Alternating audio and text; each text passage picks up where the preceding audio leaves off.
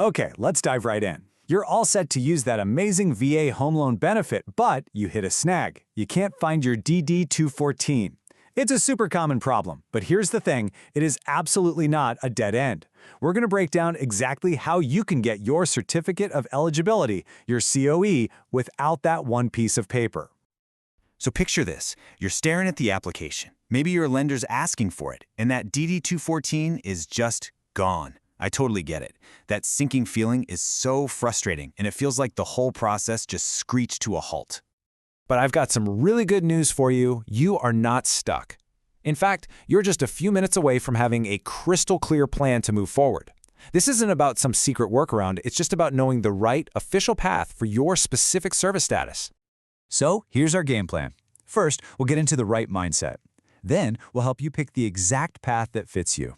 We'll cover all the documents you'll need, including a special section for spouses. After that, we'll look at how to dodge those common mistakes, and we'll wrap it all up with a 60-second action plan to get you going. All right, first up, no DD-214, no problem. And here's the core idea I want you to remember through this whole thing. One lane, one packet, one time.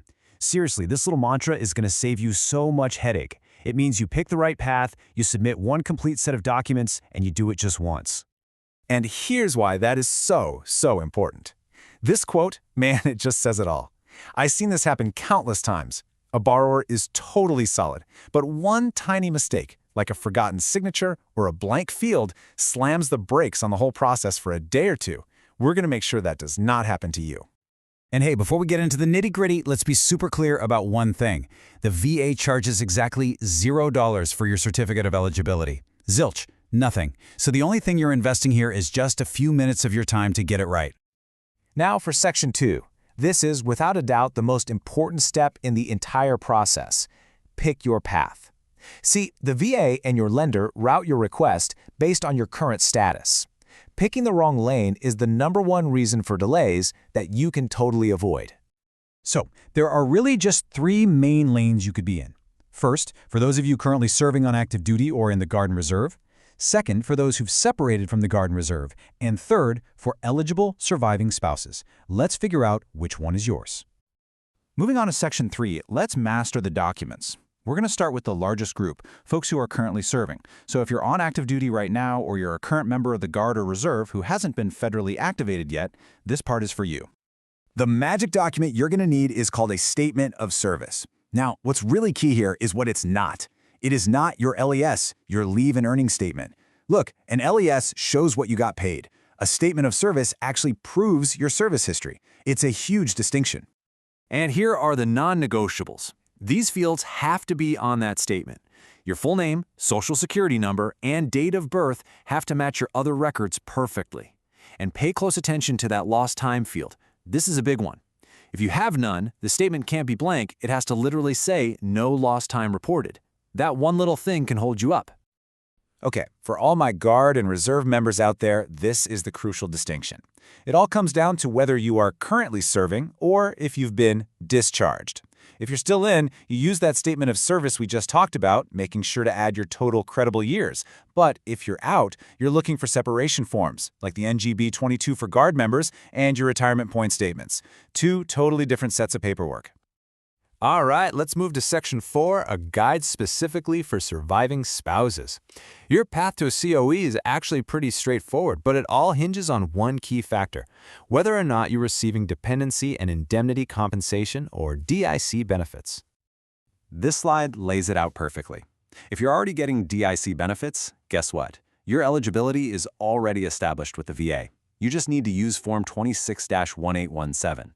If you are not receiving DIC, you'll need to establish that eligibility first using Form 21P-534EZ, and you'll include documents like the veteran's service records and your marriage license. Okay, Section 5. Let's talk about avoiding those super frustrating stalls. These are the small, preventable errors that can pause an application for days. The good news is they are very easy to sidestep once you know what to look for. This story is a perfect example of what I'm talking about. A simple hyphen in a last name didn't match the VA's records. The lender's computer system just saw a mismatch and, boom, file stalled. The fix was ridiculously simple. They uploaded a one-page legal document with a name change, and the system issued the COE instantly. The takeaway? Your name, social, and date of birth must match character for character across all your documents. So how do you actually submit your packet? You have 3 lanes, but you have to pick only one. Submitting online through va.gov gives you control and a clear record. Having your lender do it is often the fastest, especially if they can fix minor things on the spot. Mail is the slowest and should really only be a last resort. So you're choosing between direct control, potential speed, and a backup plan. Just remember the mantra, one lane. We've covered a lot, so let's bring it all together in our final section, your 60-second action plan. We're coming right back to our core message, one lane, one packet, one time. It's time to turn this knowledge into action. Here is your final checklist. Do choose one lane and stick with it. Do make sure your documents perfectly match that lane's requirements. And definitely verify your personal info, character by character. Most importantly, don't submit through multiple channels. That's the fastest way to get your file paused. And here's a crucial tip for after you get that approval. Once the COE is in your hands, immediately look for the line that says funding fee. If it says exempt, that translates to thousands of dollars in savings at the closing table. It's one of the most important things to verify on the entire document. So, you now have the complete map. You know which lane to choose, which documents you need, and how to avoid the common pitfalls. The only question left is, what's the one PDF, whether it's your statement of service request or your NGB 22, that you're going to get ready in the next 15 minutes to take that next step?